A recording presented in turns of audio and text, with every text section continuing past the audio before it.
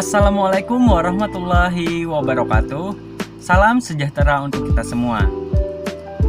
Yang terhormat kepada Ibu Dr. Ririanti Rahmayani J, SPC MPD, selaku dosen mata kuliah Psikologi Pembelajaran Anak Usia SD. Puji syukur kita panjatkan kepada Tuhan Yang Maha Esa atas berkah, rahmat, dan karunia-Nya sehingga kita dapat melanjutkan perkuliahan kita. Perkenalkan, nama saya Muhammad Hasbi Munawar, selaku moderator yang akan memandu jalannya presentasi kali ini. Topik yang akan kami bahas yaitu mengenai minat belajar. Baik, saya akan memperkenalkan anggota kelompok saya yaitu dari kelompok 2. Yang pertama, Aulia Rahma. Hai. Yang kedua yaitu Nursenawati. Hai. Yang ketiga, Novita Ayu Anggraini. Hai. Yang keempat, Rizka Maulida Putri. Hai. Yang kelima, Syarif Hidayatullah. Hai. Dan yang terakhir, saya sendiri, Muhammad Hasbi Munawar. Baik, langsung saja kita memasuki acara penyajian materi oleh rekan-rekan saya. Kepada rekan-rekan saya, dipersilahkan.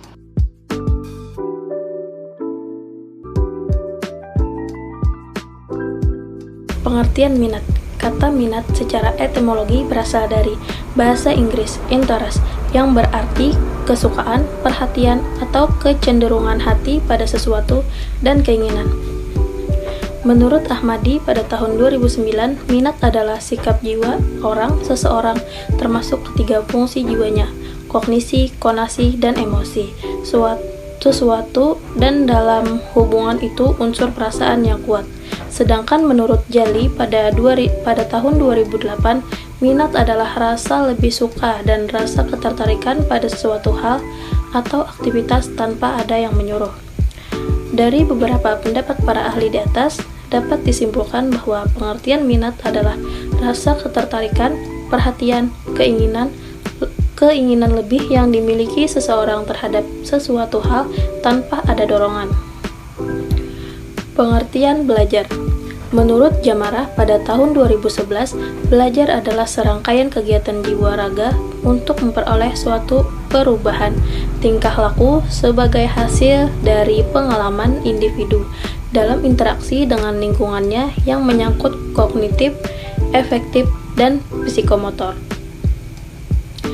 Menurut Khadijah, pada tahun 2014, belajar adalah sebuah proses yang memungkinkan seseorang memperoleh dan membentuk kompetensi, keterampilan, dan sikap yang baru melibatkan proses-proses mental internal yang mengakibatkan perubahan perilaku dan sifatnya relatif permanen.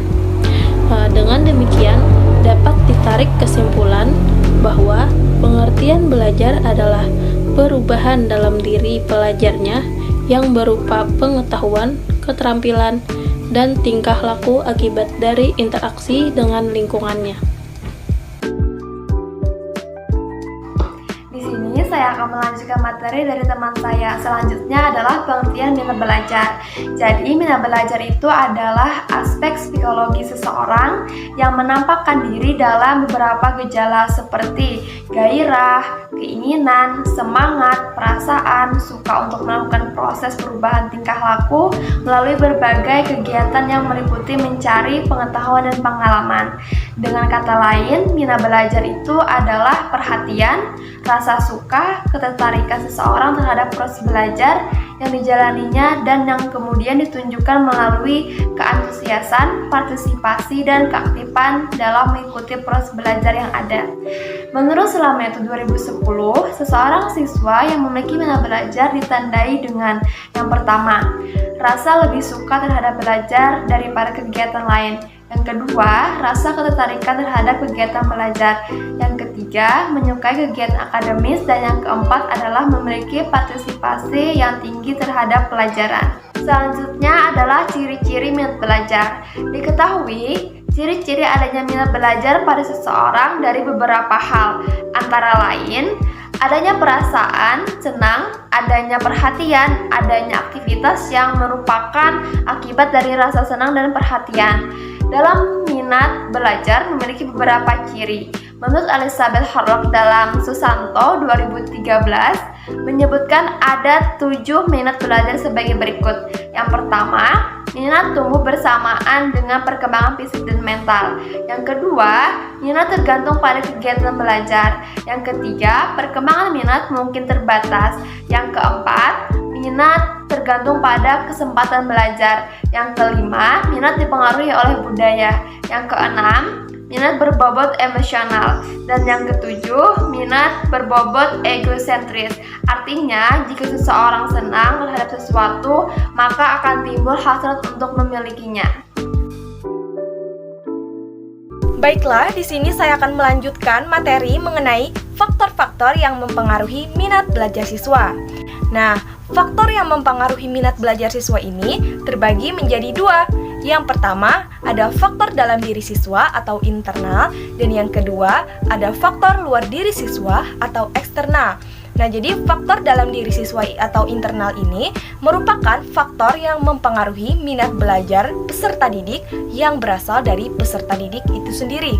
Nah, di antaranya itu terbagi jadi 2. Yang pertama ada aspek jasmaniah. Aspek jasmaniah mencakup kondisi fisik atau kesehatan jasmani dari individu siswa.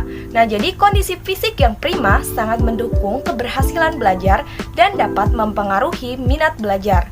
Lalu yang kedua ada aspek psikologis atau kejiwaan.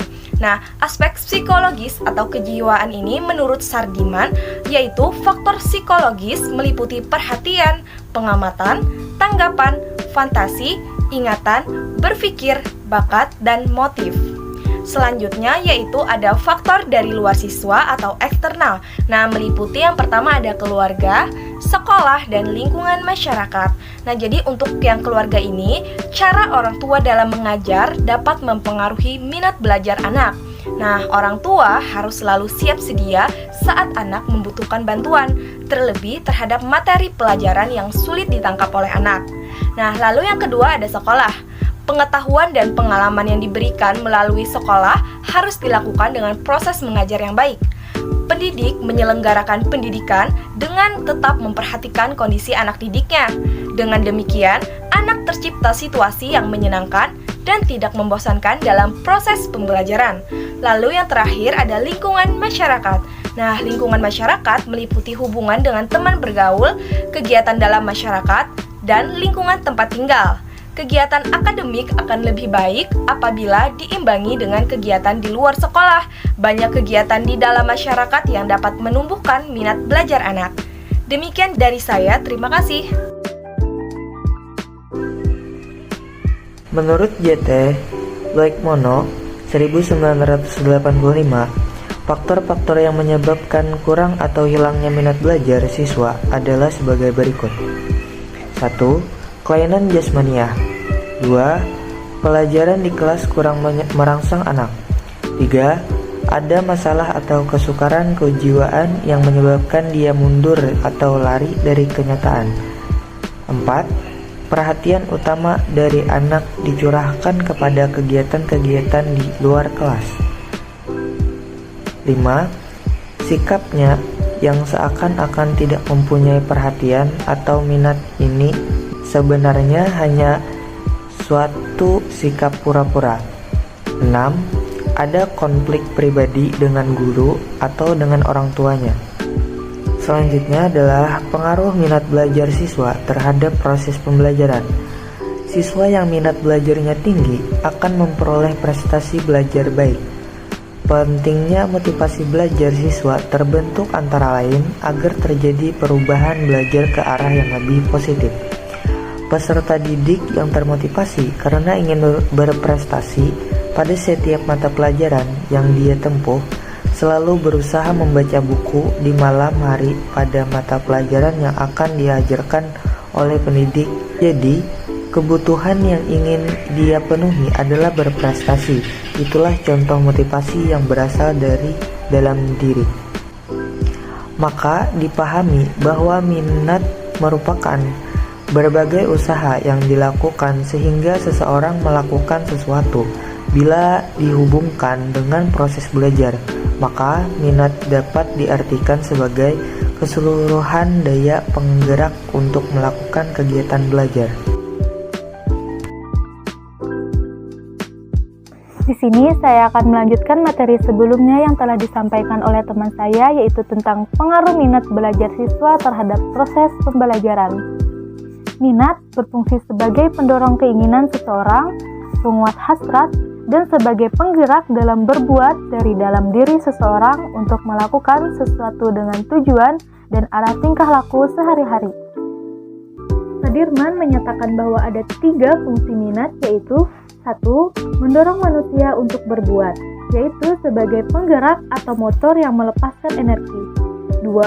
Menentukan arah perbuatan, yakni ke arah tujuan yang hendak dicapai.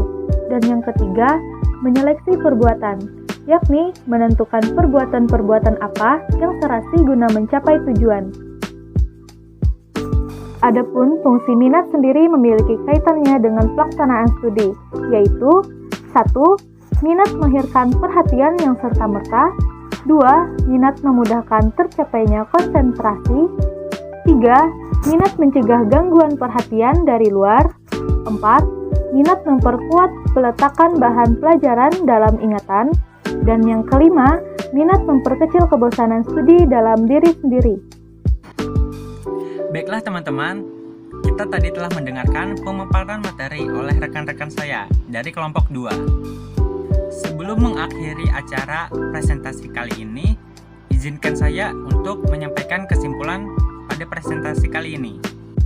Kesimpulannya yaitu, minat muncul sendiri di dalam jiwa seseorang ketika orang tersebut antusias atau bergairah sekali terhadap sesuatu atau hal termasuk kegiatan belajar. Apabila siswa memiliki keinginan belajar yang tinggi di dalam kegiatan pembelajaran, maka dapat membantu kelancaran proses belajar mengajar di sekolah. Dengan adanya minat, mampu memperkuat ingatan seseorang terhadap apa yang telah dipelajarinya, sehingga dapat dijadikan sebagai fondasi seseorang dalam proses pembelajaran di kemudian hari. Minat mengarahkan perbuatan kepada suatu tujuan dan merupakan dorongan bagi perbuatan tersebut.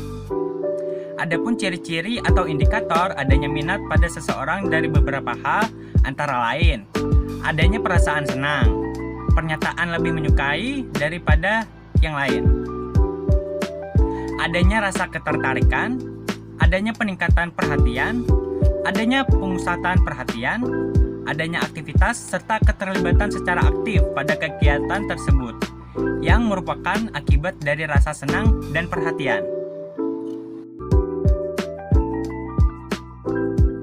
Demikian tadi presentasi dari kelompok saya, yaitu kelompok 2. Semoga kita dapat mengambil hikmah dan pembelajaran di dalamnya.